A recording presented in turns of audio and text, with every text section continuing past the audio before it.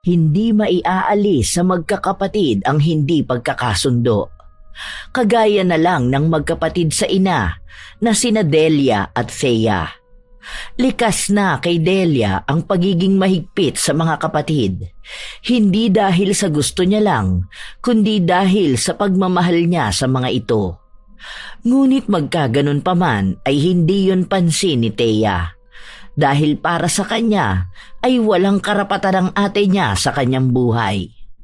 Ngunit isang maling desisyon ang kanyang nagawa at wala siyang ibang malalapitan kundi ang ate niya na kapatid niya sa ina. Sa kanyang paghingi ng tulong sa kanyang ate, magdudulot yon ng isang kapahamakan sa kanilang bunsong kapatid. Kapahamakang magbibigay ng daan para ilabas ni Delia ang nakatago niyang kakayahan. Anong kakayahan kaya ang mayroon si Delia? Ano kaya ang gagawin ng dalaga sa nagsanhi ng kapahamakan ni Delo? Ano ang mga hakbang niya bilang ate? May makakapigil pa ba sa kanya kung sakaling maghiganti siya sa paraang hindi nakikita ng iba? Halina at sabay-sabay nating alamin ang totoong nangyari sa pamilya ni Delia na isang manggagamot na mangkukulam. Delia, apo! Nandito na ako! Hello po. Ang aga niyo po yata nagala ngayon. Gusto ko sanang makita kung paano maghanda ang apo ko sa ipinasa ko sa kanyang obligasyon. Si Lolo naman, hindi po obligasyon ang pinamana niyo sa akin. Ang pagtulong sa mga kabaryo natin ay isang karangalan para sa pamilya natin. Hindi talaga ako nagkamali sa pagpapalaki sa'yo. Kumusta naman ang panggagamot mo? Hindi ka ba naman nanghihina? Nakakapagod po, pero ayos lang kasi masaya naman po ako sa ginagawa ko. Normal naman po ang manghina eh. Lalo na po kung ang mga ipinagagamot mga kakaiba. Katulad ng mga nabate, kinulam at kung ano-ano pa. Pero madali lang po sa akin ang mga normal na sakit. Nasa ganong pag-uusap sila nang dumating ang bunsong kapatid ni Delia na si Delo. Galing ito sa eskwelahan. Masayang-masaya itong lumapit sa dalawa at ipinakita ang daladalang supot na naglalaman ng turon. Magandang hapon sa aking pinakamamahal na ate at lolo. Nandito na si Super Delo, ang inyong lingkod. Naku, ikaw talagang bata ka. Magbihis ka na muna at samahan mo si Lolo na magmerienda. Maghahanda na muna ako para sa panggagamot ko mamaya. Yes, Captain. Bibilisan ko na magbihis at sasamahan ko magmerienda si Lolo. Tapos, ako na uli ang assistant mo. Hindi na hinintay ng binatilyo ang sasabihin pa ng kanyang nakatatandang kapatid. Dali-dali na siyang nagtatakbo papunta sa kanyang silid para magpalit ng pangbahay na damit. Ang dalawang naiwan naman sa sala ay natatawa at napapailing na lang sa binatilyo. Lumipas pa ang mga minuto at nasa kabilang kubo na si Delia. Ang lugar kung saan niya isinasagawa ang panggagamot na dati ring ginagamit ni Lolo Ado. Nang matapos ng magmerienda ang maglolo, ay nagkanya-kanya na sila ng gawain. Si Lolo Ado ay naghanda ng para sa kanilang hapunan at si Delo naman ay kinuha na ang notebook na pinaglilistahan ng pangalan ng mga magpapagamot. Pagkakuha ay nilapitan niya muna ang nakatatandang kapatid. Ate, magpapapila na ako at kukunin ko na ang mga pangalan ng magpapagamot. Sige. Pagkatapos nito, magsisimula na ako. Malapit na mag-alas 5 Baka gabihin na naman ako. Mukhang marami-rami sila ngayon. Bibilisan ko na pala para makasimula ka na. Lumipas pa ang mahigit 10 minuto bago nasimula ni Delia ang panggagamot. Bagamat marami ang nakapila, ay mga minor case lang naman ang pinapagamot ng mga ito. Kaya wala pang 1 oras ay may iilan na lang na natira. Isa na roon ang kanilang kapitbahay na may anak na kababalik lang nung 1 linggo galing abroad. Oh, Aling Linda! Anong nangyari kay Kuya Mando? Mukhang hindi normal ang sakit niya. Kailan pa po ba nagsimulang magkaganyan ang balat niya? Sinabi lang ng ina ng nagpapagamot na 3 araw pa lang simula ng tubuan ng maraming bukol ang katawan ng binata. Maging ang lalamunan nito ay puno rin ng bukol, kaya naman hindi makapagsalita. Kaagad namang naintindihan ni Delia ang ibig sabihin ng ginang. Kaya ang una niyang ginawa ay tinawas ito sa pamamagitan ng kandila at papel. May dasal muna siyang inusal bago ipinadaan ang papel na blanco sa kandilang kanina pa nakasindi. Ilang saglit pa ay may nakita na ang dalaga na hugis sa papel. Naku, mukhang nakatuwaan siya ng duwende. Ganito po ang gawin niyo, Aling Linda. Mag-alay po kayo ng lollipop at isang 1.5 na coke sa nag-iisang punso sa likod bahay niyo. Bata pa dumali sa kanya at wala naman akong nakikitang galit sa duwende. Nakatuwaan lang talaga siya. Napakakinis naman kasi ni Kuya Mando pagdating. Baka hindi siya nakilala. Masaya naman ang ginang sa narinig. Sinabi nito na bibili sila kaagad para sa pag-uwi nila ay maialay na. Dahil sa tuwa ng ginang ay kaagad siyang naglagay ng 500 sa may altar ng dalaga. Pagkatapos nun ay tinanong niyang muli si Delia kung babalik pa ba sila. Pahinga ako bukas pero ako na lang po ang dadaan sa inyo pagkagaling ko sa palengke bukas ng umaga. Masayang umalis ang ginang kasama ang kanyang anak na mukhang nakahinga rin ng maluwag. Ang sunod naman niyang gagamutin ay isang dalagang dayo lang sa kanilang lugar. Tulala lang ito at parang nasa ibang mundo ang pag-iisip. Hindi pa man tuluyang nakakalapit ang dalaga sa kanya, ay naamoy na kaagad niya ang matapang na amoy na parang tabako. Kaya nang mailapit na sa kanya, ay kaagad niyang tiningnan ang 2 kamay nito at pinagdikit yun. Sabi ko na nga napusuan ng isang kapre ang kasama niyo. Pero huwag kayong mag-alala, madali lang ito. Pero pagkatapos ko siyang gamutin, kailangan niyo pa rin siyang bantayan ha. Huwag niyo hahayaan na mag-isa lang siya. Dapat kapag matutulog siya may ilaw. Bibigyan ko na rin kayo ng gagamitin niyo para mapausukan ang kwarto niya. Delo, iabot mo nga ang baon na nasa ilalim ng altar. Roger that, ate. Mabilis ang naging kilos ng binatilyo. Nang makuha na ang hinihingi ng nakatatandang kapatid, ay inabot na rin niya ang isa pang lalagyan na may mga tuyong dahon at mga buto na hindi niya alam kung ano. Pagkakuha ni Delia ng inaabot ni Delo, ay pinatakan niya ng kandila ang loob ng bao habang may inuusal na dasal. Pagkatapos ay sinindihan niya ang bungkos ng mga halamang tuyo na nasa kanyang mga kamay at inilaglag yon sa loob ng bao. Nang umusok na, nagdasal na naman si Delia habang iniikutan ng dalaga habang pinasasayaw sa kanyang kamay ang bao na may tali. Ilang minuto rin yon bago natapos. Nang matapos na siya ay umupo siya sa harapan ng pasyente at saka ito mahinang sinampal sa noo. Balik. Okay na. Sa susunod, mas maging mapagmasid kayo. Hindi porgit hindi nyo nakikita ay hindi totoo. Oo nga pala, hindi makapit sa kanya ang kapre. Base sa nakita ko, madalas ninyong tuksuhin ng dalagang ito na kapre na lang at lamang lupa ang magkakagusto sa kanya. At narinig nga kayo. Sa susunod, huwag kayong magtawag kung ayaw ninyong maulit pa ito ha. Sabay-sabay na napakamot sa ulo ang mga kasama ng pasyente, maliban sa isang babae na nakaalalay dito. Nagpasalamat naman sa kanya ang mga dayuhan kahit pa nga pinangaralan niya. Pagkatapos nun ay sunod-sunod na niya ginamot ang iba pang natitira. Patapos na siya sa huli niyang pasyente nang makita niya ang pagdating ng kanyang ikalawang kapatid. Nangunot ang kanyang noo nang makitang bumaba ito sa motor na minamaneho ni Jimmy na isang siga at kilalang adik sa kanilang lugar. Kaya naman kaagad na niyang ginamot ang kanyang pasyente para makausap si Thea. Simpleng lagnat at sipon lang po ang sakit ng anak niyo, Mang Torio. Painumin niyo lang po siya ng katas ng malunggay na may halong katas ng oregano. Nagpasalamat lang ito sa kanya. Nahihiya pa ang may edad na lalaki na sinabi kay Delia na wala siyang pera kaya gulay na lang ang maibibigay nitong pambayad.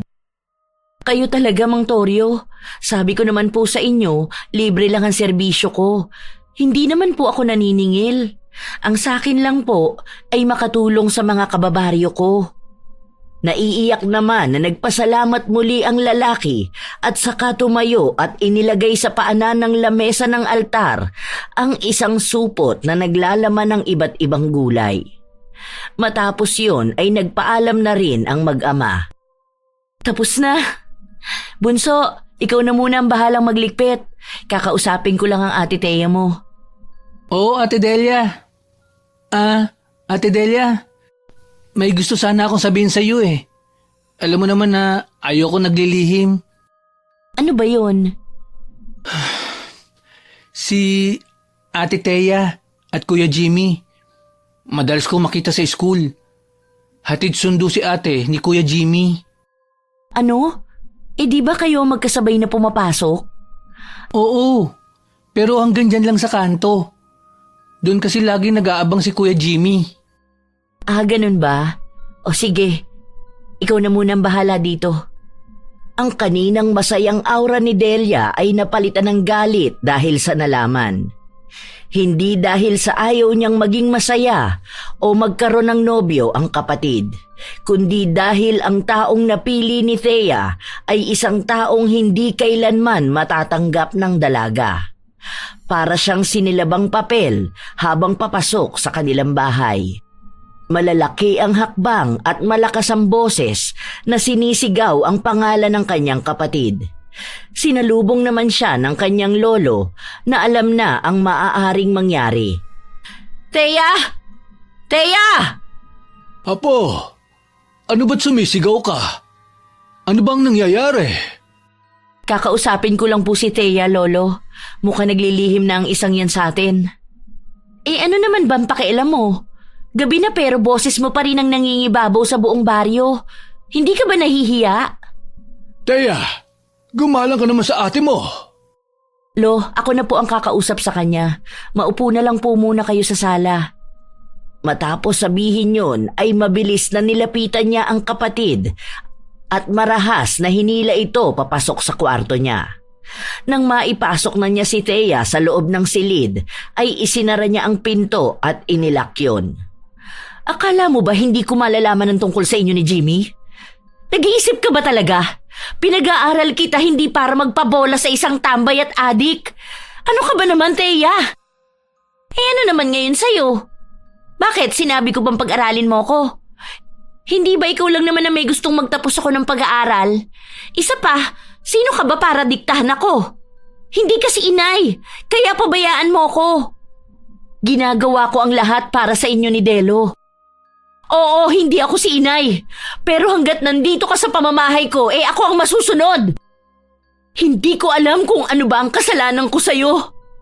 Simula pa noon, napakabigat na ng loob mo sa akin. Lahat naman ginawa ko na para magkaayos tayo. Ang drama mo. Parang hindi mo naman alam na sampid ka lang sa pamilya namin. Hindi ka naman anak ni Itay pero lagi siyang pabor sa'yo. Mabuti pa si Ate Delia mo, matalino, mabait, masunurin. Ikaw lagi ang bida para kay Itay. Puto ka lang naman sa buho. Pero mas anak pa ang trato niya sa'yo. Dahil mas naging anak ako sa kanya. Bakit ba lagi na lang sarili mo ang iniisip mo? Simula sa araw na to, aalis ka lang ng bahay kapag kasama mo si Delo. Uuwi ka rin na si Delo ang kasama mo. Kokontrahin sana yun ni Thea, pero marahas siyang hinila ni Delia palabas sa kwarto. Patulak pa na binitawan ni Delia ang kapatid. Pagkatapos nun ay pabagsak na sinira ng dalaga ang pinto at saka sumandal sa pintuan at umiyak. Naiwan namang nanggagalaiti sa galit si Thea sa labas ng kwarto, habang si Delia na siyang nagsara ng pinto ay parang nanghihina. Naghalo na ang pagod at sakit ng mga binitawang salita ng kanyang kapatid sa ina na mahal niya. Napasandal ang dalaga sa pinto at parang kandilang nauupos. Ano pa bang kulang? Inay, Tatay, tulungan niyo po ako. Hindi ko na po alam ang gagawin ko kay Thea. Panginoon ko, bigyan niyo pa po sana ako ng lakas. Lakas para mas maintindihan ko ang kapatid ko. At lakas para maprotektahan sila. Ibinuhos ni Delia sa pag-iyak ang sakit na nararamdaman. Habang si Thea naman ay tinawag ng kanyang lolo na nakaupo sa kawayang sofa. Mabilis namang tumalima ang dalaga at tumabi sa kanyang lolo. Makikita ang lungkot sa mukha ng matandang dating manggagamot na si Lolo Ado. Apo, hindi ko maintindihan kung ano ba ang tunay na pinanggagalingan ng galit mo sa ate mo. Pero sana naman, malaman mo na kahit magkaiba kayo ng ama, magkapatid pa rin kayo. Mahal na mahal niya kayo ni Delo. Lo, sobrang higpit ni Ate Delia. Ang gusto niya lagi na lang siyang nasusunod. Paano naman po ang nararamdaman namin? Hindi nga po niya tinanong kung masaya ba kami sa mga desisyon niya para sa amin. Ginagawa niya ang alam niyang mas makabubuti para sa inyo. Hindi ko alam kung bakit hindi mo makita ang mga sakripisyo ng ate mo para lang mapuna ng obligasyong naiwan ng mga magulang niyo. Apo, hindi sa kinakampihan ko ang ate mo. Pero may utang kang paghingi ng tawad sa kanya. Pero Lo... Sige na. Tulungan mo na lang si Delo na maglinis sa kabilang kubo. Ihahanda ko ng hapunan. Malamang na gutom na kayo. Ayaw man sundin ni Thea ang kanyang lolo ay hindi rin siya kumontra. Lumabas na lang siya at tinungo ang kabilang kubo kung nasaan si Delo. Halos patapos na rin ito sa pagliligpit at paglilinis. Nakasimangot na pinanood na lang niya ang bunsong kapatid. Napansin naman yon ni Delo. Oh, Ate Thea, bakit nagkakandahaba-haba na naman ang nguso mo? Napagalitan ka ni Ate Delia, no? Ikaw naman kasi. Ewan ko sa'yo. Kahit ano namang sabihin ko mas kakampihan mo pa si ate. Malamang. Tama naman kasi talaga siya. Pasaway ka kasi. Aba, talagang pinagkakampi-kampihan niyo pa ako Hoy, Delo, nakakalimutan mo yata na ako ang kapatid mong buo. Ate Thea, iisa lang ang nanay natin. Kaya kahit ano pang sabihin ng iba, ate ko pa rin si Ate Delia. Isa pa, napakaswerte natin at siya ang naging ate natin. Kahit pa nga, hindi niya totoong tatay si Itay. Magsama-sama kayo. Bibili na muna ako ng soft drinks. Matapos sabihin yon ay umalis na si Thea at tinungo ang tindahan na malapit lang sa kanila. Napapakamot na lang sa ulo si Delo sa inasta ng kanyang ate Thea. Bata pa lang sila ay ganito na lagi kasungit ang ikalawang ate. Mas minabuti na lang ni Delo na tapusin na ang ginagawa para matulungan niya ang kanyang lolo na maghanda ng hapunan. Ilang saglit pa ay natapos na siya. Kaya naman bumalik na ang binatilyo sa loob ng bahay nila. Inabutan naman niyang nakahanda na ang lamesa. Nagsasandok na lang ng ulam si Lolo Ado. Lo, ako na po dyan. Hindi na po. Kayang-kaya ko na to. Tawagin mo na lang Ate Delia mo sa kwarto niya. Opo. Ibinaba ni Delo sa sala ang mga lalagyang naglalaman ng mga halamang gamot ni Delia na siyang ginagamit niya sa panggagamot. Kasama na roon ang langis na siya mismo ang gumagawa. Pagkababa ng mga yon ay tinungo na niya ang harapan ng kwarto ng nakatatandang kapatid. Kumatok lang siya ng 3 beses sa pinto ay kaagad na sumagot si Delia. Sandali lang! Ate, kakain na tayo ng hapunan. Ititimpla na kita ng kape. Labas ka na Sige, susunod na ako. Pinahid muna ni Delia ang luha sa kanyang mukha at saka humarap sa salaming pabilog na nasa loob din ng kanyang kwarto. Inayos niya ang kanyang sarili at naglagay na rin siya ng pulbos para maitago ng bahagya ang mga bakas ng luha sa kanyang mukha. Nang masiguradong okay na ay saka lang siya lumabas. Hindi na niya inabutan si Delo sa harap ng pinto niya. Ay, kaya ko to. Hindi ako pababayaan ng Diyos. Hindi ko dapat sukuan si Thea. Kapatid ko siya at mahal ko pa rin siya. Ano kayang niluto ni Lolo ngayon na ulam? Naglakad na papuntang komedor ang dalaga na katabi lang ng kanilang sala. May kaliitan din ang kanilang bahay. Magkaganon man, may 3 silid yun at sinisigurado lagi ni Delia na malinis, maayos at maaliwalas ang loob ng bahay. Pagdating sa komedor ay inabutan niya na nakaupo na si Lolo Ado. Si Delo naman ay kakalapag lang ng tasa ng mainit na kape.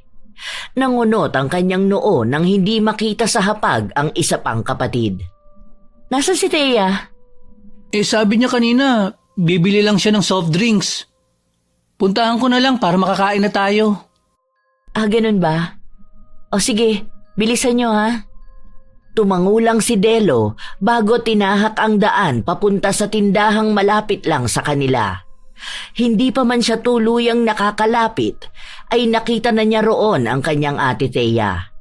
Tatawagin niya sana ang pangalan nito, pero natigilan siya nang makita ang isang lalaki na yumakap sa likuran ng ikalawang ate.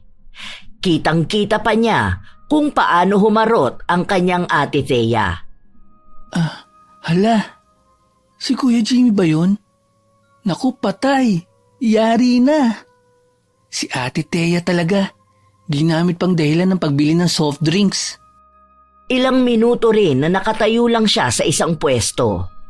Nang hindi na makatiis ang binatilyong si Delo, ay nilapitan na niya si Thea na nakikipaglambingan kay Jimmy, na kilala namang tambay at adik sa kanilang lugar.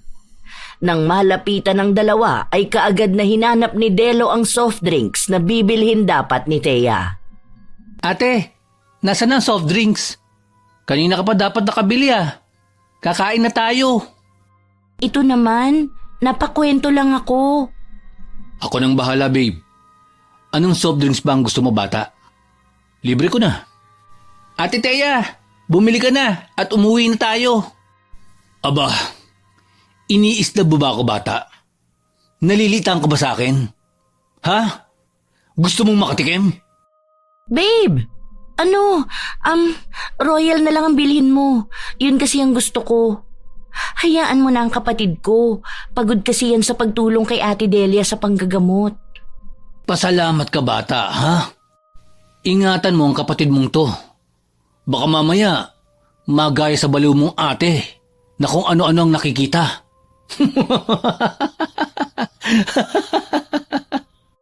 Yumuko na lang si Delo sapagkat alam niyang kapag sumagot pa siya ay baka saktan lang siya ng lalaki. Habang si Thea naman ay hinila na si Jimmy para makabili na sila. Hanggang makabili na ang magkasintahan ay nakatayo at nakayuko pa rin si Delo. Nagtaas lang siya ng tingin nang tapikin siya ng kanyang ate Thea. Tara na, bunso. Babe, uuwi na kami ah. Kita na lang tayo ulit bukas. Sure, babe. Mag-iinom nga pala kami ng tropa. Sunduin na lang kita bukas. Matapos ang paalamanan ng dalawa ay saka palang naglakad pa uwi ang magkapatid.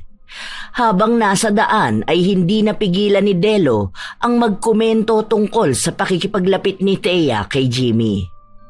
Ate Thea, kayo na ba ni Kuya Jimmy? Di ba ang sabi mo noon, magkaibigan lang kayo at nangliligaw lang siya? Bakit babe na ang tawag niya sa'yo? Hindi ka man lang ba natatakot na baka mamaya saktan ka niya? Ang alam ko adik si Kuya Jimmy. Huwag mong sirain ang mood ko. Saka hindi naman ganon si Jimmy. Hindi nyo lang kasi siya totoong kilala kaya nyo siya hinuhusgahan. At hindi siya adik. Sabi lang nyo ng mga chismosang walang magawa sa buhay. Ang akin lang, Ate Thea, sana naman mag-ingat ka. Mabait lang sa'yo si Kuya Jimmy dahil gusto ka niya. paano na lang kung magsawa na siya sa'yo? Ikaw talaga? Nahawa ka na kay ate. Ang sama ng tingin niyo kay Jimmy. Hindi kailanman magsasawa sa akin yun, no? Ako pa ba? Ay, bahala ka nga. Bilisan mo na lang maglakad at naghihintay na sila lolo. Yun na nga ang ginawa ng magkapatid. Mabilis ang naging paghakbang nila. Ilang sandali pa, nakauwi na sila bit-bit ang isang bote ng 1.5 na Royal. Kaagad na umupo ang dalawa sa kanilang pwesto at nagsimula na ang pamilya na kumain. Sa araw-araw ay laging ganon ang nagiging routine nila sa bahay. Ang kaibahan lang ay hindi na masyadong pinupuna ni Delia ang mga kilos ni Thea. Ang ginawa na lang ng dalaga ay nagbibilin sa kanilang bunso na nag-iisang lalaki rin sa kanilang magkakapatid. Bunso, alam kong hindi mo obligasyong bantayan ng ate Thea mo, pero sana tingnan-tingnan mo siya. Maging superhero ka niya kung kinakailangan. Si Ate Delia naman, kahit hindi mo sabihin, babantayan ko kay parati ni Ate Thea. Aba, hindi na ako makakaharap ng bungangerang mabait, maalaga, mapagmahal at matulungin na Ate Delia. Hindi na rin ako makakaharap ng kasing moody, tigas ng ulo at kasing taray ni Ate Thea. Ikaw talaga. Baka mamaya marinig ka na naman ng ate Thea mo. Mayayari ka na naman dun. Joke lang naman. Pero, mahal na mahal ko kayong dalawa. Kahit ibang tatay namin, minahal at inaruga mo kami. Maraming salamat sa iyo, Ate Delia. Naku, talaga naman. Tama na ang drama natin. Tulungan mo na lang ako maggawa ng mga halamang gamot. Plano ko magbenta sa bayan bukas eh. Bakit? Hindi ka naman dati nagbebenta ng mga gamot ah. Kailangan kong makalikom ng pera para sa prom ni Ate Thea mo. Masaya namang tinulungan ng binatilyo ang kanyang nakatatandang kapatid. Maggagabi na rin nang matapos nila ang kanilang ginagawa. Nagulat pa nga si Lolo Ado sa dami nun. Nang gabing yun ay maagang natulog ang magkapatid. Dahil araw naman ng linggo bukas ay nagpresenta si Delo na sasama sa kanyang ate Delia. Kaya pareho silang maagang nagpahinga. Lingid sa kaalaman ni Delia ay kinuhang pagkakataon pala yun ni Thea para lumabas ng gabi na labis na ipinagbabawal ni Delia. Mabuti na lang at maagang natulog si ate. Hintayin mo lang ako, Jimmy. Sinipat pa ni Thea ang kanyang sarili sa salamin bago dahan-dahang lumabas sa kanyang silid. Sandaling nakiramdam siya bago tuluyang lumabas ng bahay. Nang makalabas na ay tuwang-tuwa na nagtatakbo ito hanggang sa may kanto. Doon ay inabutan niya si Jimmy na nag-aabang sa kanya. Pagkakita sa kanya ng nobyo ay kaagad naman nitong bumusina. Natatarantang nilapitan niya ang nobyo at mahinang hinampas ang balikat ng lalaki. Babe naman, bumusina ka pa talaga. Alam mo naman tumakas lang ako kila ate. Siya nga pala, saan ba ang punta natin? Birthday ngayon ni Gino. Sakay na. Okay, hanggang 12 lang ako babe ha. Baka kasi magising si ate at malamang wala ako sa bahay. Ano ka? Cinderella? Sige na, halika na. Mabilis na sumakay si Thea sa motor ni Jimmy. Hindi niya alam na nakita pala siya kanina ni Delo na palabas, kaya siya sinundan nito. At kitang-kita ng binatilyo na nakipagkita ang dalaga sa nobyo nito.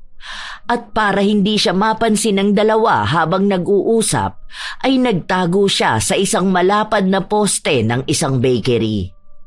Dahil may kalayuan, ay hindi niya masyadong naririnig ang sinasabi ng kanyang ate.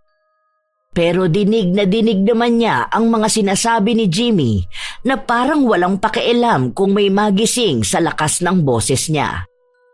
Nang malaman kung saan ang punta ng kanyang ate Thea at ni Jimmy, ay hinintay niya lang na makaalis ang dalawa bago siya bumalik sa kanilang bahay.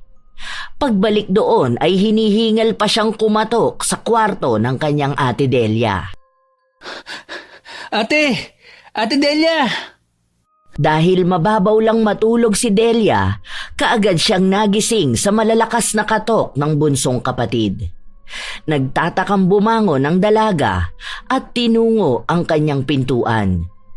Binuksan niya yon at bumungad sa kanya ang binatilyong hinihingal habang nakahawak sa dalawa niyang tuhod. Ano bang nangyayari sa'yo? Nagmarathon ka ba? Si Ate Thea lumabas. Nakipagkita kay Kuya Jimmy. Ano? Pupunta sila sa birthday ni Kuya Gino. Nakalaya na si Gino? Di ba nakulong yun dahil nahulihan ng droga? Yun ang narinig ko, ate. Hindi ko alam. Magpapalit lang ako ng damit. Hintayin mo ako at puntahan natin. Nagmamadaling nagbihis si Delia. Nang matapos na ay takbo lakad ang ginawa nila ni Delo papunta sa bahay ng may kaarawan.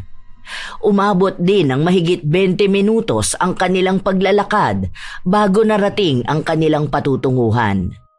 Sa labas pa lang ng bahay ng Gino na sinasabi ni Delo ay makikita na ang ilan sa kanilang mga kabaryo na mga kilala ring manginginom.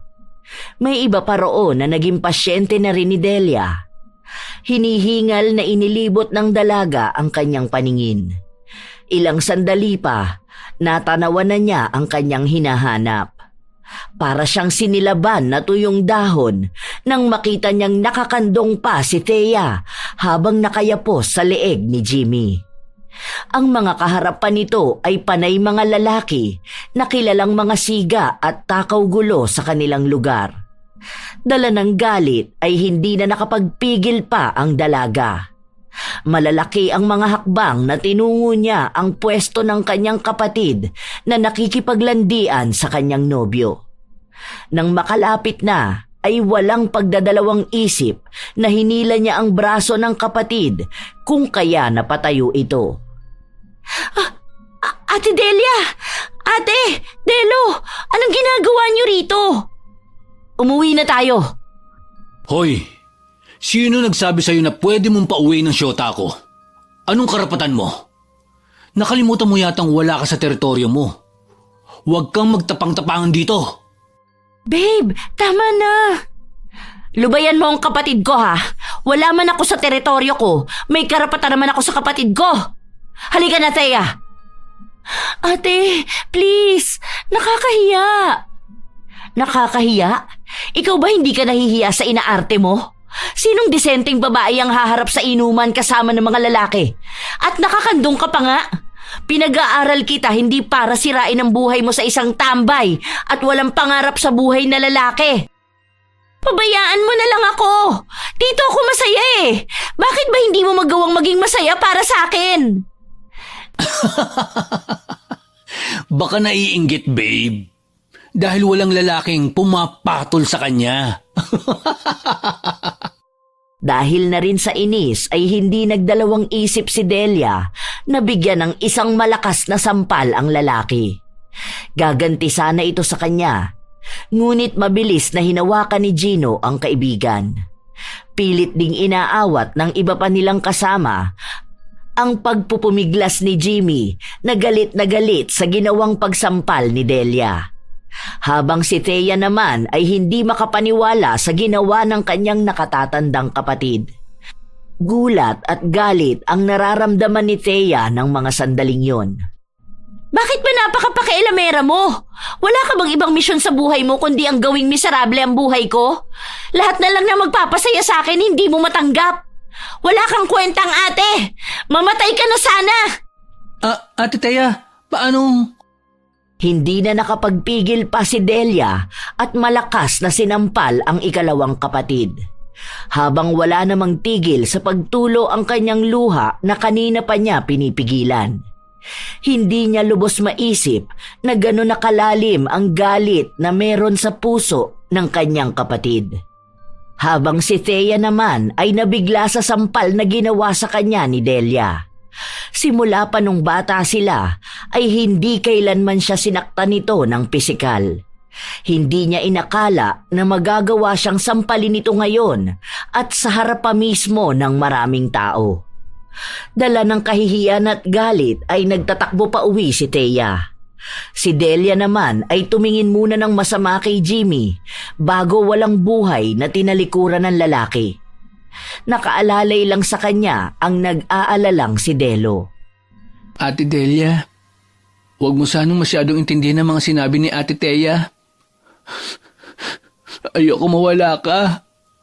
Hindi ko kaya. Galit lang si Ate Thea kaya niya nasabi ang mga bagay na yun. Naiintindihan ko. Umuwi na tayo.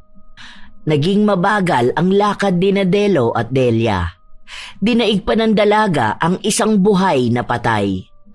Sinasabayan naman siya ng kapatid na lalaking nakahawak pa sa kanyang braso. Ang sana ay halos 20 minutos lang na paglalakad pa uwi ay umabot na ng mahigit 40 minutos. Nang marating nila ang harap ng bahay, kaagad na inutusan ni Delia ang bunsong kapatid na matulog na. Matulog ka na. Maaga pa tayo bukas. Ate, Ngunit bago pa man sumagot si Delo, ay mabilis nang pumasok sa loob ng kanilang bahay si Delia. Napakamot na lang sa ulo ang binatilyo sa inasta ng kanyang nakatatandang kapatid. Sa buong buhay niya ay ngayon lang niya nakitang magkaganyan ang kanyang ate Delia. Kahit pa nga madalas nagkakasagutan ang dalawa. ay, nakakaawa naman si Ate Delia. Kailan ba makikita ni Ate Thea na sobrang mahal lang siya ni ate? Bakit ba napakabulag niya? Makapasok na nga. Sa pagpasok ni Delo, nakita niyang nakaluhod ang kanyang ate Delia sa harap ng kanilang altar sa bahay. May 2 kandila rin na nakasindi sa ibabaw ng altar. Kaya naman tahimik na lang siyang naglakad papasok sa kanyang kwarto. Dahan-dahan din niyang binuksan at sinara ang pintuan. Nang makapasok na siya sa kanyang silid, ay kaagad na humiga si Delo. Dala ng pagod sa maghapong paggawa ng halamang gamot at paglalakad ng araw na yon, ay kaagad na nakatulog ang binatilyo. Kinabukasan, sumama siya kay Delia sa bayan para magtinda. Ate, sigurado ka bang kaya mo? Magpahinga ka na lang kaya. Ako na lang ang magbebenta, kaya ko naman. Hindi pwede. Magsisimba ka pa, di ba? Huwag mo na ako masyadong isipin. Kaya ko na to. Sige na nga. Alam ko namang hindi kita mapipigilan eh. Tara na, nandyan na si Mang Kalo. Binuhat ni Delo ang ilang kahon na naglalaman ng mga bote ng gamot na ginawa nila at inilagay yon sa loob ng tricycle. Ngunit bago ipasok sa tricycle ay naunang pumasok sa loob si Delia, sakalang naipasok ni Delo ang mga kahon. Nang mailagay na lahat ay sumakay na rin sa likod ang binatilyo. Sa kanilang pag-alis ay may isang pares ng mga matang nakamasid sa kanila. Lingid sa kaalaman nila ay masaya ang taong nagmamay-ari ng mga matang yon. Nang masigurado na nitong nakaalis na ang magkapatid, ay mabilis ang kanyang naging kilos. Bit-bit ang may kalakihang bag ay nagmamadali siyang lumabas ng bahay. Ngunit nagulat siya nang sa pagbukas niya ng pinto ay bumungad sa kanya ang nagulat na matanda. Ay nako, anak na tinapa. Thea, bakit may dala kang bag? Lolo Ado, ang aga niyo naman pong nagpunta. Ang alam ko, aalis ngayon sila ate mo. Kaya naisipan ko maglinis ng kaunti dito. Nandito ka naman pala. Akala ko sasama ka magbenta ng mga gamot. Si Lolo naman, alam niyo naman po na wala akong hilig sa mga ganyan. Saan ba ang tungo mo? At may dala ka pang bag. Maglalayas ka ba? Nag-away na naman ba kayo ng ate mo? Kasi po, Lo, Hindi pa man tapos ang sasabihin ni Thea ay bigla na lang may tumulak sa matandang nakatayo sa harap ng pinto. Dahil doon ay patagilid na bumagsak si Lolo Ado. Dala na rin ng katandaan ay wala siyang ibang nagawa kundi ang dumaing sa sakit ng kanyang balakang dahil sa pagkakabagsak. Jimmy! Babe! Bakit mo tinulak si Lolo Ado? Kanina pa ako naghihintay sa'yo sa may kanto. Ang init-init eh, kaya sinundo na kita. Ang laking harang kasi ng matandang yan eh. Alam ko na siya ang pumipigil sa yung umalis. At hindi nga ako nagkamali. Aray ko! Ang balakang ko! Ano ka ba naman? Alam mo namang matanda na si Lolo eh. Lo, tulungan na po kita. Ngunit bago pa man malapitan ni Thea ang kanyang lolo, ay kaagad siyang hinila sa braso ni Jimmy. Kinuha ng lalaki ang bag sa kabilang kamay nito habang hawak naman ang isa pang kamay ng dalaga. Malalaki ang hakbang na inilalayo niya ang nobya sa matandang lalaki. Halos makaladkad na niya si Thea. Apo! Apo ko! Thea! Huwag kang umalis! Thea! Nagpupumiglas ito para sana matulungan ang matanda. Ngunit mahigpit ang hawak ng kanyang kasintahan sa braso niya. Mas higit ding malakas sa kanya si Jimmy. Kaya naman wala na siyang nagawa kundi ang sumama na rito at iwan ang pobre niyang lolo. Nang marating nila ang nakaparadang motor ng lalaki, ay bigla na lang tumawa si Jimmy. Kawawang matanda. Akala ko pipigilan ka pa niya wala naman siyang magagawa. Mukhang tanga. Sumusobra ka na! Mabuting tao ang lolo ko. Bakit kailangan mo siyang ganunin? Nakakainis! Si Babe naman. Sige na nga, sorry na. Alam kong hindi ko dapat na ginawa yung kay Tanda. Pero natatakot ako na pigilan kanyang sumama sa akin. Alam mo namang, mahal na mahal kita, di ba? Huwag ka nang magtampo. Sobra naman kasi talaga ang ginawa mo sa lolo ko. Alam mo namang mahina na siya. Paano kung nabalian pala siya ng buto? Paano na lang kung nagkamali siya ng bagsak at nabagok? Naisip mo ba yun? Sorry na nga. Hindi na mauulit. Mamaya sabihin mo sa akin ang lahat ng gusto mo. At ibibigay ko. Pero sa ngayon, kailangan na nating umalis. Halika na. Sakay ka na. Parang tuta naman na sumunod ang dalaga sa kanyang nobyo. Sakay ng motor ay umalis ang magkasintahan. Habang sina Delia at Delio na walang kamalay-malay ay nagbababa na ng kanilang mga ititinda sa talipapa ng bayan. Nang maibaba na ang lahat ay doon lang napansin ni Delia na naiwanan pala niya ang kanyang rosaryo na kahit noong bata pa siya ay lagi niyang dala. Kaya naman nagpaalam muna siya sa kapatid para balikan yon. Ay naku naman, Delo, maiwan ka na muna dito. Ikaw na muna ang magbantay. Babalik lang ako saglit sa bahay. Ha? Bakit ate? May naiwan ka pa?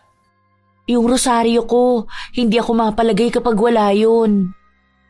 Sige ate. Ako nang bahala. Mabuti na lang pala nandito pa si Mang Kalo. Kaya nga O sige na, para makabalik din ako agad. Muli ay sumakay ng tricycle si Delia at bumiyahe pabalik sa kanilang bahay. Hindi niya rin mawari sa kanyang sarili pero may kaba siyang nararamdaman. Ilang sandali pa ay nakarating na siya sa harap ng bahay nila. Nangunot ang kanyang noo nang makitang nakabukas lang ang pinto ng bahay na sa pagkakaalala niya ay isinara naman nila bago umalis. Nagmamadali na bumaba siya sa tricycle at nagtatakbo papasok sa bahay. Nadatnan niyang nakaupo ng pabaluktot ang kanilang lolo Ado sa sofa na kawayan at nakahawak pa sa kanyang likod banda sa balakang. Kayo lang po pala, Lolo. Ano pong nangyari sa inyo? Pahingi nga ako ng langis mo, Apo. Sige po, sandali lang.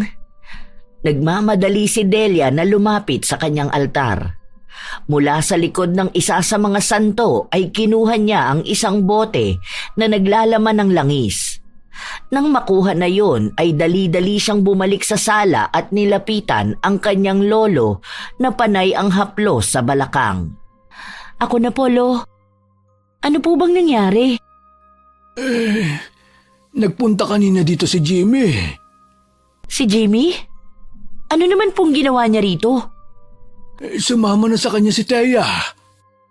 Ano po? Bakit hindi niyo po sinabi kaagad?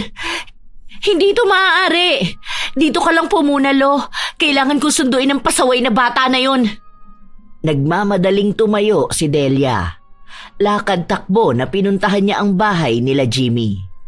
Hindi siya nagpaawat kahit pa nga panay ang tawag sa kanya ni Lolo Ado. Para siyang walang naririnig. Ang gusto lang niya ay puntahan ang kapatid at iuwi ito. Hindi pa man siya nakakarating sa kanyang pupuntahan ay nakita na niya ang kanyang kapatid kasama si Jimmy habang naglalampungan sa harap ng isang tindahan kung saan ay may mga nag-iinuman. Galit na lumapit siya sa mga ito. Nang makalapit na siya ay walang salitang hinila niya ang kanyang kapatid. Sa gulat naman ni Thea ay parang hindi pa nito nauunawaan ang nangyayari. Natauhan na lang siya nang may isa pang humila sa kanya pabalik. Kaya nang sandaling yun lang siya nagpipiglas sa pagkakahawak ni Delia. Ano na naman ba ang drama mo? Bakit ba palagi ka na lang nanggugulo? Akala ko ba manggagamot ka? Bakit hindi ka na lang bumalik sa inyo at manggamot ka ng mga tangang tao na naniniwala sa mga multo at engkanto? Wala akong pakialam sa mga sinasabi mo.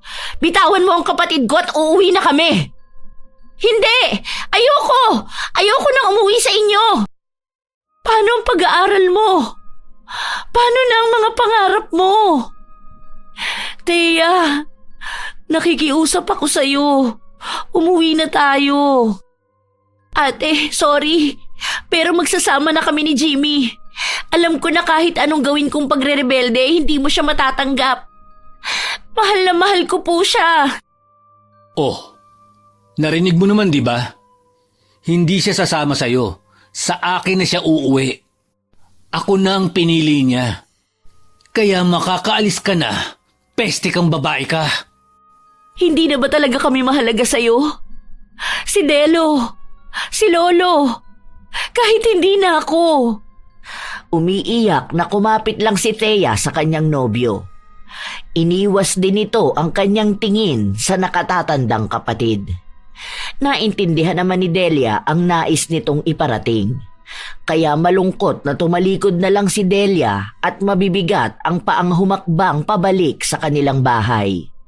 Habang nasa daan ay para siyang wala sa sarili. Umiiyak habang naglalakad na tila ba nakalutang. Ano bang pagkukulang ko? Inay, Tay, sorry. Hindi ko na magawang protektahan si Thea. Ayoko na siyang mas masaktan pa. Sa palagay ko, kailangan ko na siyang palayain. Dahil wala sa sarili, ay nandyang kamunti ka na siyang mabangga. Pero patuloy lang siya sa paglalakad. Wala siyang ibang gusto kundi ang makauwi na. Lumipas pa ang ilang minuto ay narating na niya ang kanilang bahay. Nasa harap ng pinto ang kanilang lolo na nagkakanda haba-haba na ang leeg sa pag-aabang sa kanyang pagbabalik. Nang makita siya nito ay kaagad siyang sinalubong. Nang makita ni Delia si Lolo Ado ay hindi niya mapigilang humagulgol at tumakbo pasalubong dito. Lolo! Lo, ayaw nang umuwi ni Thea. Apo ko, hayaan mo na. Hayaan mo na siya. Hindi niya sana pagsisihan ang kanyang desisyon. Tumahan ka na, apo ko. Tandaan mo na nandito pa si Delo. Hindi pa katapusan ng mundo. Hindi mo hawak ang kanilang buhay. Alam ko ang gusto mo lang ay magkaroon sila ng maganda at maayos na kinabukasan. Pero apo, hindi mo sila pwedeng diktahan sa mga desisyon nila. Lo, alam mo pong hindi ko sila dinidiktahan. Pero hindi ko rin naman po sila hinahayaang magdesisyon ng mali. Kasalanan ko to. Ako ang dahilan kung bakit nagkakaganon si Thea. Hindi mo kasalanan. Alam kong sobrang mahal mo lang sila, apo. Halina muna sa loob. Pumasok na tayo. Inakay ni Lolo Ado ang kanyang apo papasok sa loob ng bahay. Pagpasok ng bahay ay pinaupo siya ng matanda sa sufang kawayan bago siya tumabi sa apo. Yumakap si Delia sa kanyang lolo at mas lalong humagulgol. Habang si Delo naman ay nagtataka kung bakit hindi pa rin nakakabalik ang kanyang ate Delia. Kaya naman, tinawagan niya ito pero hindi ito sumasagot. Kaya naisipan niyang tawagan si Thea sa pag-aakalang nasa bahay lang ito. Nakadalawang ring lang ay sumagot naman ang kanyang tinatawagan. Ate Thea, nakauwi na ba dyan si Ate Delia? Delo, ano kasi? Sino ba yan, babe? Akin na nga. Babe naman, ano ba? Sandali lang. Hello? Huwag ka na nga tatawag pa kay Thea. Kuya Jimmy, nasaan si ate? Wala kang pakialam. Huwag ka nang tumawag dito. Magsama kayo ng baliw mong Ate Delia. Tantanan nyo kami.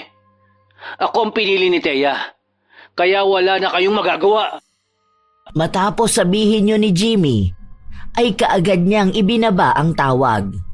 Hindi man lang nakasagot ang binatilyo rito.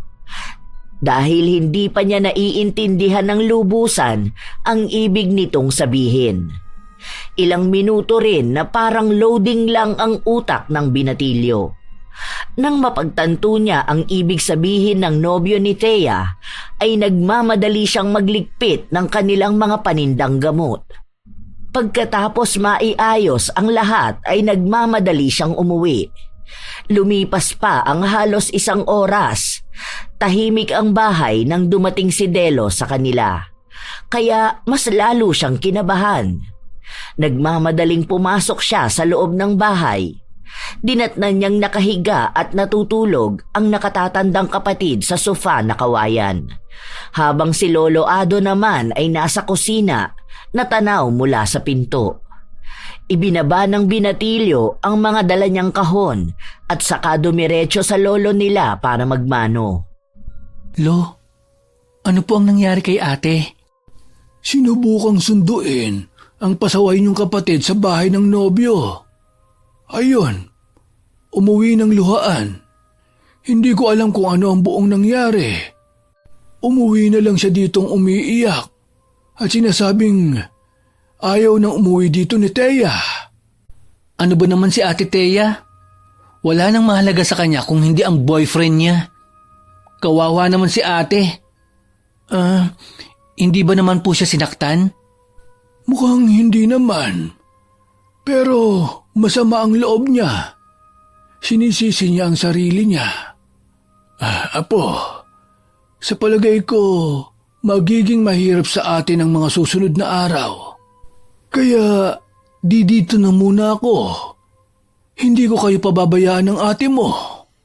Salamat po, Lo. Huwag po kayong mag-alala.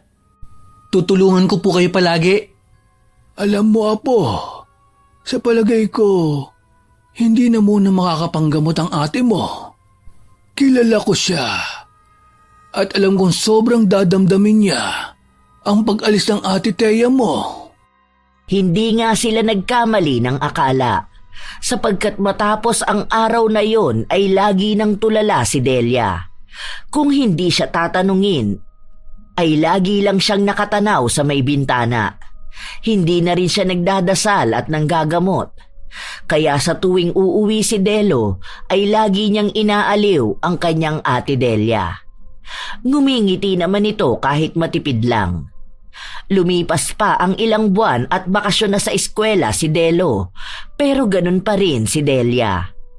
Ngunit isang gabi ng Biyernes, sobrang lakas ng ulan at hangin dahil sa paparating na bagyo. Nasa sala silang tatlo ng mga oras na yon at naghahanda kung sakaling sumalakay ang malakas na bagyo. Panay pa ang pagpapatawa ni Delo na umaarteng clown. Nahinto lang yon nang makarinig sila ng tatlong malalakas na pagkato. Nagpresenta si Delo na siya na lang ang magbubukas. Ako na po magbubukas. O sige. Patalon-talon pa na parang bata si Delo habang palapit sa pinto, habang may malaking ngiti sa kanyang mga labi. Ngunit nabura yon nang buksan niya ang pinto at tumambad sa kanyang harapan si Thea na basang-basa ng ulan. Mababakas din ang mga pasa at sugat nito sa buong katawan. Kaya naman kaagad niyang pinapasok ang kanyang ikalawang ate. Ate Thea, anong nangyari sa'yo? Thea? Umuwi na si Thea? Halos magkandadapa-dapa pa si Delia sa paglapit sa pintuan nila para makita kung talagang umuwi ang kanyang isang kapatid. Balak sana niyang salubungin ito ng isang yakap, pero nang makita niya ang itsura nito ay para siyang kinapos ng hininga. Puno ng pasa at sugat ang buong katawan nito at mukha. Namamagari ng labi nito at kaliwang mata na may black eye pa. Umiiyak na nilapitan niya ito at doon lang niya napagtantong nakahawak ito sa may bandang tiyan niya. Thea, anong nangyari sa'yo? Anong ginawa ng hayop na yun sa'yo? Ate, sorry. Sorry po. Hindi po ako nakinig sa'yo. Tama ka po, ate. Adik siya at ako ang lagi niyang pinaglalabasan ng amats niya. Lalo na kapag hindi ko siya pinagbibigyan sa kama. Ate! Hayop! Hayop siya! Papatayin ko siya! Apo, hindi yan tama. Hayaan mo na ang karma ang magparusa sa kanya. Ang mabuti pa, paupuin niyo na muna si Thea. Delo, kuhanan mo ng pamalit na damit ang ate mo. Opo. Mabilis namang tumalima si Delo, habang si Delia ay inaalalayan na maupo ang kanyang kapatid na babae sa upuan sa sala.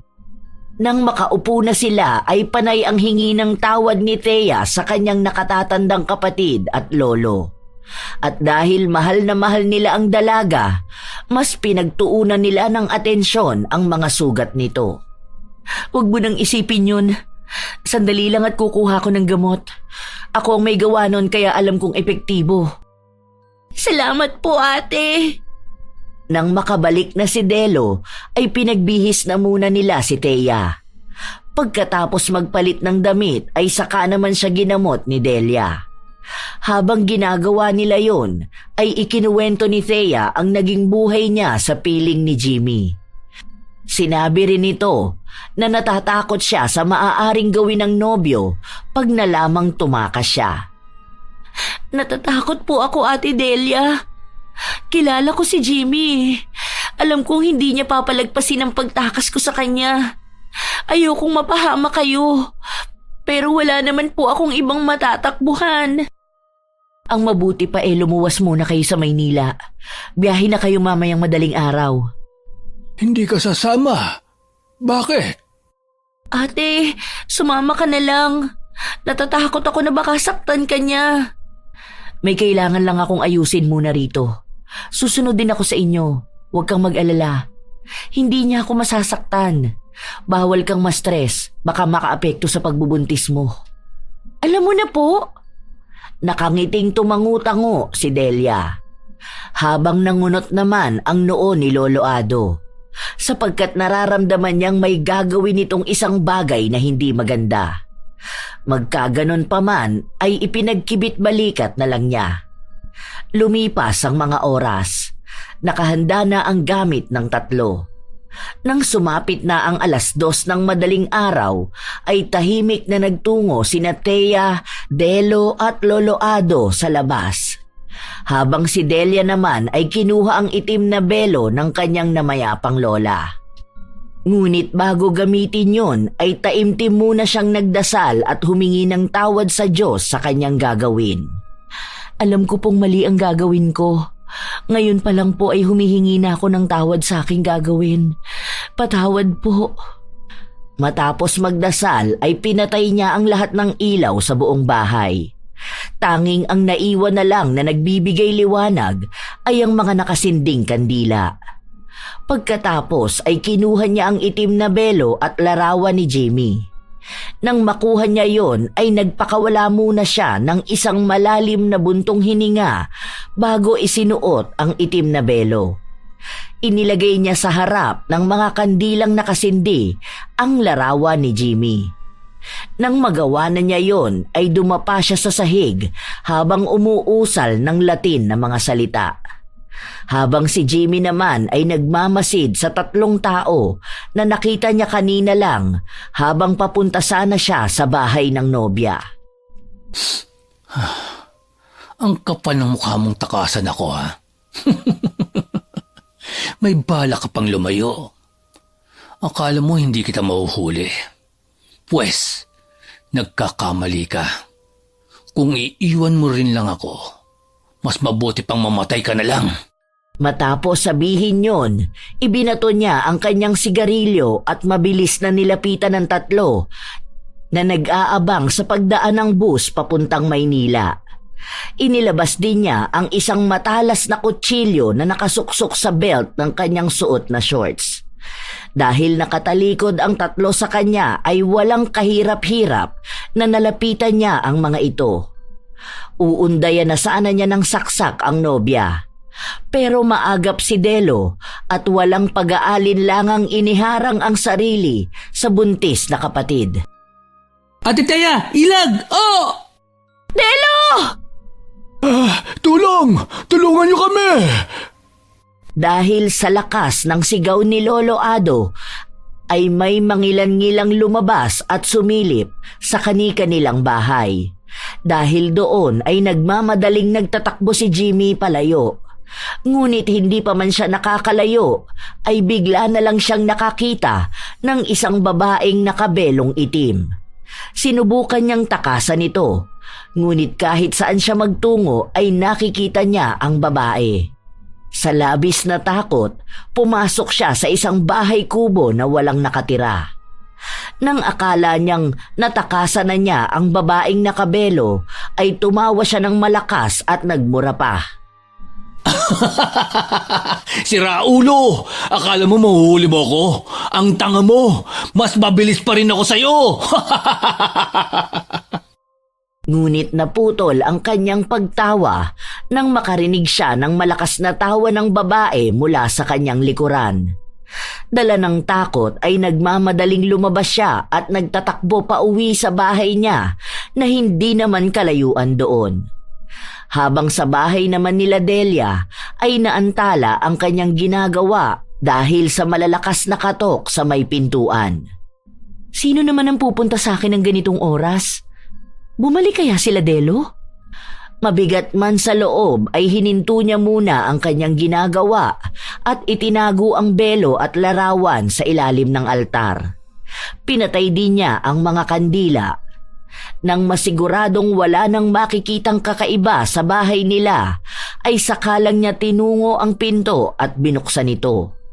Bumungad sa kanyang harapan ang kanilang kapitan. Sinabi nito na nasaksak si Delo at isinugod sa ospital. Malala di umano ang lagay ng binatilyo.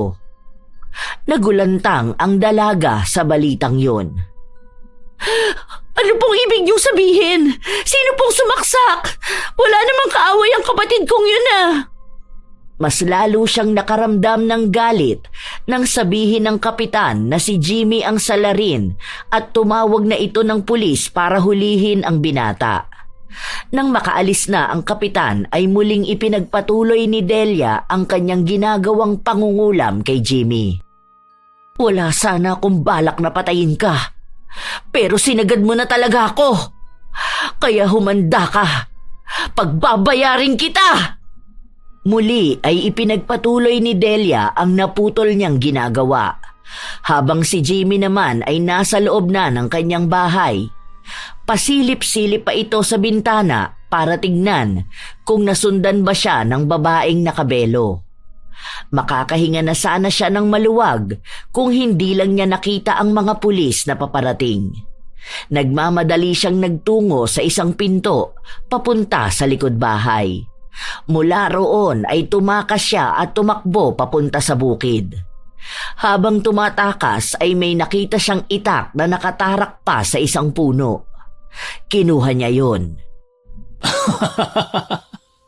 Kapag siniswerte ka nga naman, mukhang binibigyan niyo talaga ako ng pagkakataon na makalaban, ha? Naputol ang kanyang pagtawa nang bigla na lang lumitaw muli ang babaeng nakabelo. Papalapit ito ng papalapit sa kanya. Kaya naman iwinasiwas niya ang itak na nakuha. Sa kakawasiwas niya ay aksidenteng tinamaan niya ang isang mababang poste na may mga kordon ng kuryente. Hindi pa siya nakontento at muli niyang pinatamaan ang poste sa pag-aakalang ang babaeng nakabelo yun.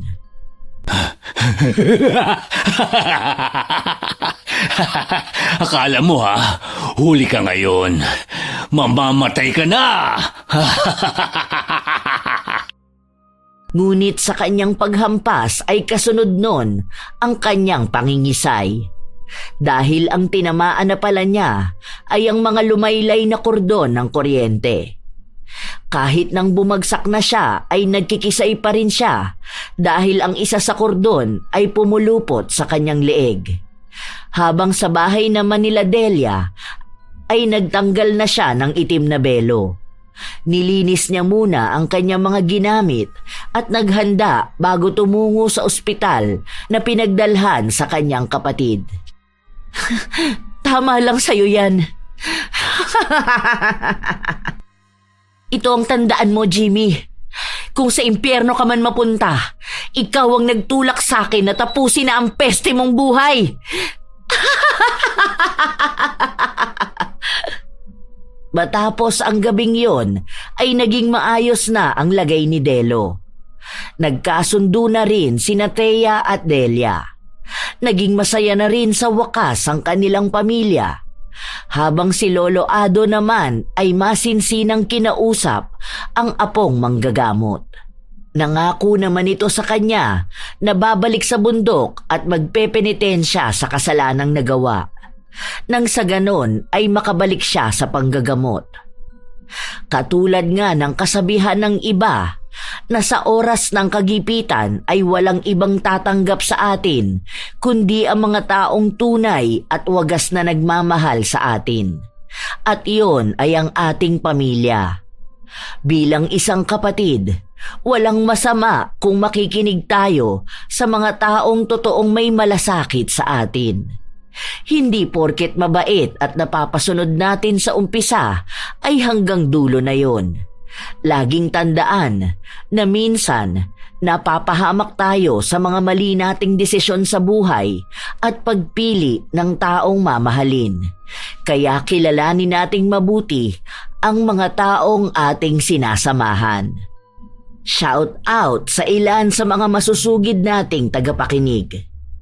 Maura 620, Maria Luisa Gonzales, Marilu Credo, Nancy Mendoza, Queen Dagani, Ellen Kiano, Leonisa Cobo, Dorang OFW ng Taiwan, Terry Ferrer, Larnie Azurin, Cherry Mukbang ASMR, Frin Beckworld, Zach Santos, at Gimbal Horror Stories. Ito ang inyong Lola Telang at maraming salamat sa inyong pakikinig.